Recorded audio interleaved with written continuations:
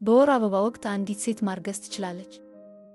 አዎ፣ የሚቻል ቢሆንም ያነሰ ቢሆንም ስፐርም እስከ 5 ቀናት ሊቆይ ይችላል። ስለዚህ እንቁላል ከወር አበባ በኋላ ብዙም ሳይቆይ ከተከሰተ ማዳበሪያ ሊከሰት ይችላል።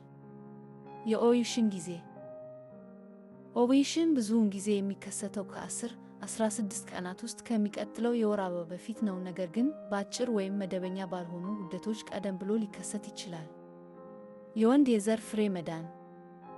ስፐርም እስከ 5 ቀናት ሊቆይ ይችላል። ይህም በወር አበባ ወቅት የግብረ ሥጋ ግንኙነት ቢፈጠርም እርግዝናን ይፈቅዳል። የዑደት ልዩነቶች። አጭር ወይም መደበኛ ያልሆነ ዑደቶች በወር አበባ ጊዜ ወይም ወዲያውኑ እንቁላል እንዲፈጠር ሊያደርጉ ይችላሉ። መካከለኛ ሳይክል ደም መፍሰስ። የኦቭዩሌሽን ደም መፍሰስ ለተወሰነ ጊዜ ሊሳሳት ይችላል፣ ግራ መጋባት ይጨምራል። ዝቅተኛ ዕድል።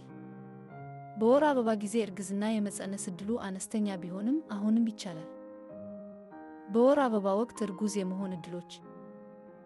ዕድሉ ዝቅተኛ ነው ግን ዜሮ አይደለም። አጭር ወይም መደበኛ ያልሆነ ዑደት ካለብዎ የወር አበባው ከገባ በኋላ ኦቭዩሌሽን ሊከሰት ይችላል እና የወንድ ዘር ስፔርም እርግዝናን ሊያስከትል የሚችል ረጅም ጊዜ ሊቆይ ይችላል። በወር አበባው የመጀመሪያ ቀን እርጉዝ መሆን ይችላሉ። በጣም የማይመስል ነገር ግን አሁንም ይቻላል። ስፐርም እስከ 5 ቀናት ሊቆይ ይችላል። ስለዚህ አጭር ዑደት ካለዎት እና ኦቭዩል ቀድመው ከወለዱ እርግዝና ሊከሰት ይችላል። የወር አበባ 3ኛ ቀን ማርገዝ እችላለሁ?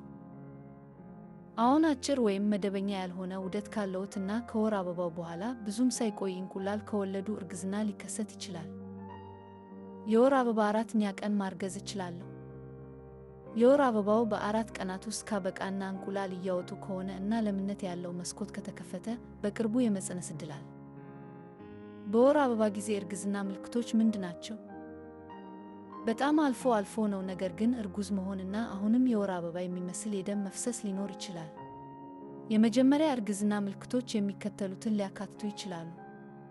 ቀላል ደም መፍሰስ ወይም ነጠብጣብ፣ የመተከል ደም መፍሰስ፣ የወር አበባ ማጣት ወይም ቀላል ማቅለሽለሽ ወይም ማስታወክ፣ የጡት ንክሻ፣ ድካም፣ ተደጋጋሚ ሽንት፣ የስሜት መለዋወጥ። የመጀመሪያዎቹ 72 ሰዓታት የእርግዝና ምልክቶች ምንድናቸው? መጠነኛ መኮማተር፣ ቀላል ነጠብጣብ፣ ድካም፣ እብጠት፣ ትንሽ የስሜት ለውጦች። የዶክተር እርዳታ ይፈልጋሉ? እንደ የወር አበባ ዑደትዎ መጠን ትክክለኛውን የወሊድ ምክርና ለማርገዝ ግላዊ ዕቅድ ከኢትዮጵያ የመራባት ባለሙያ ያግኙ። ኢትዮጵያ ለበለጠ ትክክለኛ የባለሙያዎች የጤና ምክር ቴሌቴና ሰብስክራይብ ያድርጉ። በጥያቄዎችዎ ላይክ፣ ሼር እና አስተያየት መስጠት አይርሱ።